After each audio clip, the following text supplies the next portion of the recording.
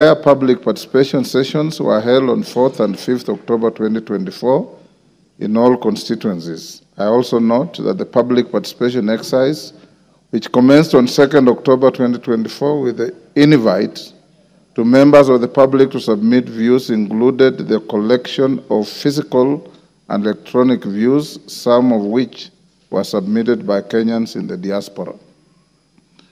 Whereas the earlier directive by the House Business Committee had intended to centrally collect views from all constituencies at identified locations in each county, in keeping with the orders of the High Court sitting in Kerugoya dated 4th October 2024, the collection of views was extended to 5th October 2024 to include all 290 constituency offices and the 47 county women representatives offices, being offices under the Parliamentary Service Commission.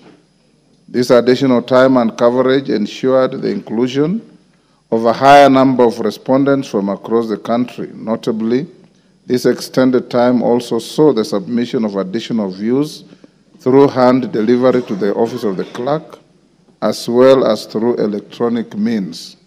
Honourable members, on behalf of the House Business Committee and indeed on my own behalf, I wish to appreciate you for your support during the public participation sessions and commend you for your conduct during the exercise. You took a lead in ensuring the public were well informed of the process and refrained from commenting on the merits or otherwise of the motion, whether in public or on the media. This is how it is supposed to be. Contrary to media reports on the general absence of members in the various venues at which public participation was conducted, I wish to clarify that the absence was in keeping with the requirements of the standing orders. Having said that, honourable members, I wish to inform you that the views collected during the exercise have since been collected and compiled into a report which was noted by the House Business Committee at its meeting held yesterday, 7th October 2024. The House Business Committee has designated the Honourable Millie Odhiambo Mabona MP, one of its members, to table the report on its behalf under Order Number 5.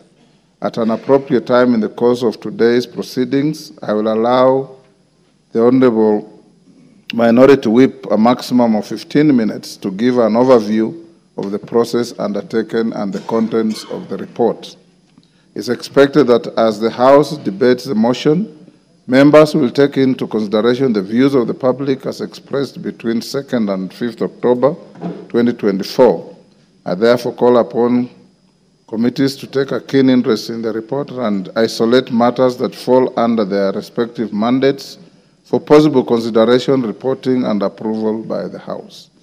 Honourable members, may I remind the House of the resolution on the limitation of time as resolved on Wednesday, 2nd October 2024.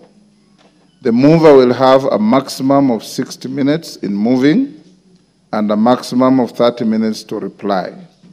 All other members will have a maximum of 5 minutes except the leader of the majority party and the leader of the minority party and the member seconding the motion, who will each have a maximum of 10 minutes.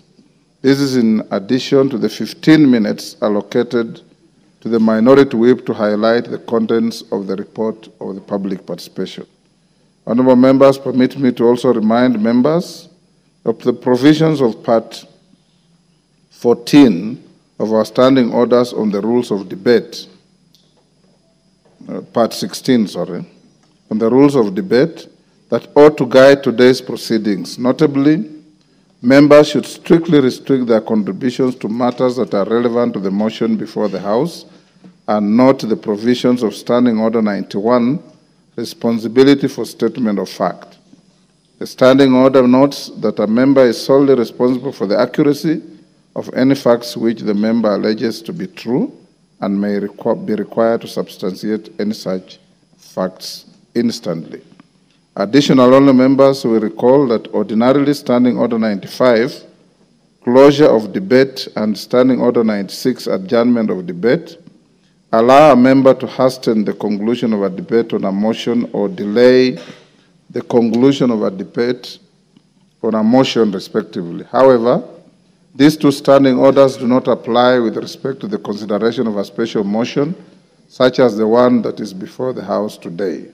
I will therefore not entertain any call for the mover to reply or any dilatory motion to be moved until the debate scheduled for today is concluded. Honorable members, I'm sure that you are all aware of the rules of natural justice which require that no person should be condemned unheard.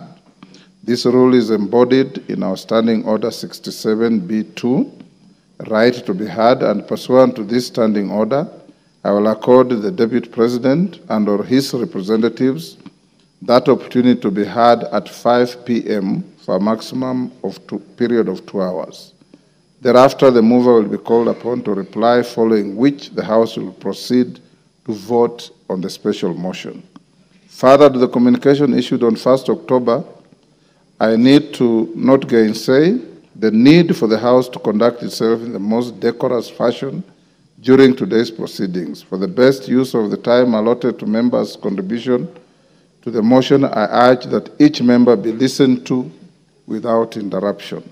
Honourable members, as we commence today's proceedings, permit me to note that I'm aware that yesterday, the Deputy President of the Republic of Kenya held an interview with the local media in which he laid out his defense to the special motion before the House. Whereas Standing Order 85 prohibits members of this House from anticipating debate of a motion for which notice has been given, the Standing Order, when broadly interpreted, also extends to non-members, especially persons affected by such motions.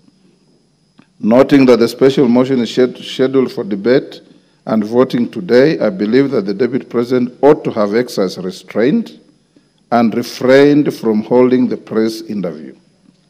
It is noteworthy that the Deputy President has been given an opportunity to appear before this House to make his response to the motion in accordance with the rules of natural justice. Be that as it may, I will not wear the hat of a judge on this matter, but permit me to put it on record that the conduct was, to say the least, abhorrent and decided conduct in the light of the proceedings scheduled to commence the House. The House is accordingly guided and will now move to the next business. Members, take your seats.